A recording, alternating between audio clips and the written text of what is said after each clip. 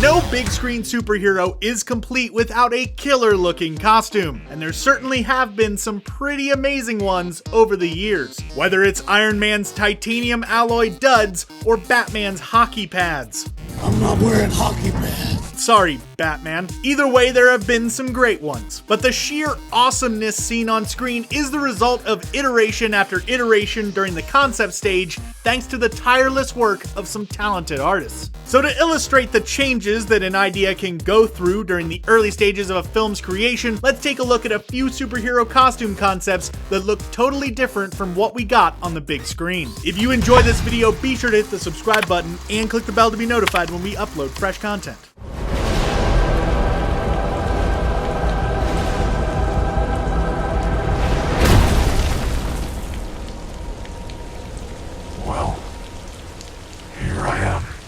Bat armor.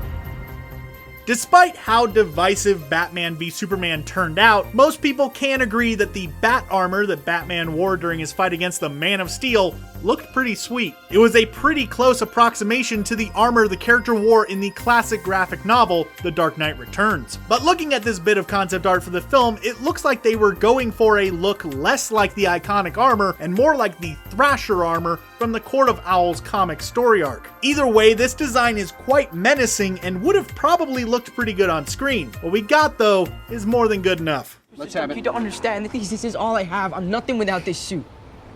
If you're nothing without this suit, then you shouldn't have it, okay? Superior.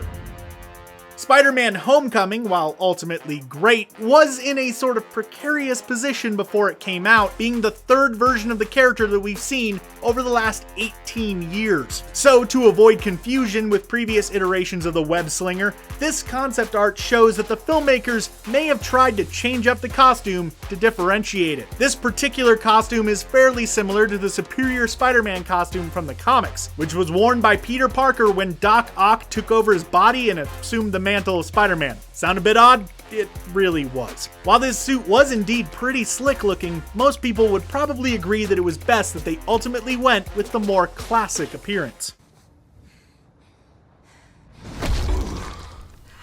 Terrifying turtles.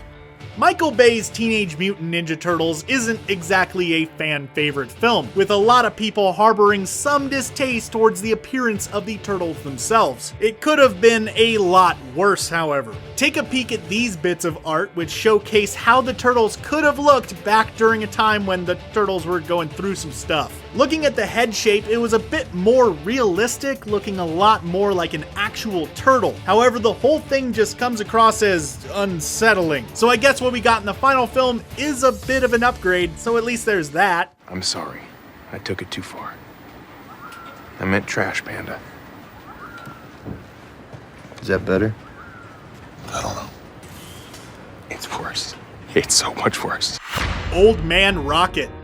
When Guardians of the Galaxy was announced, a lot of people questioned how a character as absurd as Rocket Raccoon could possibly work within the MCU. When the film came out, however, a lot of concerns were put to rest, as the character is pretty spot on and well done. Of course, he could have been a lot different, as this art shows us. This Rocket has seen some stuff. He's older, he's wiser, he's grizzled, he's a completely different character than the one that we got. I personally have a hard time imagining this character in a lot of the same situations we saw in the films. Can't really see him quipping too much. That being said, it is a fairly amazing looking bit of art.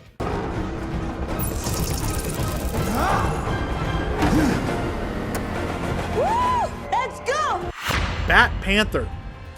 Black Panther and Batman are often compared to each other by fans. Both of them are obscenely rich, have a strict moral code, and wear a mask with cute little ears. However, that's where the similarities should probably end most of the time, but the people behind this bit of concept art didn't seem to get that memo. Rocking a half mask that admittedly probably would have allowed actor Chadwick Boseman to emote a little bit more while in the suit, this version of the Black Panther looks less like the iconic hero and more like a cheap knockoff of the Dark Knight. Not to mention, having a half mask doesn't exactly afford him the best protection against the insane amount of gunfire he comes under during the film. All in all, probably just best that they stuck to the more traditional version of the mask that we saw in the final film. Which of these character concepts are you disappointed or glad didn't make it to the big screen? And were there any other heroes that you would have liked us to have talked about? Let us know down in the comments, and maybe your suggestion will make it into a future video. Thanks for watching, and I hope to see you at the movies.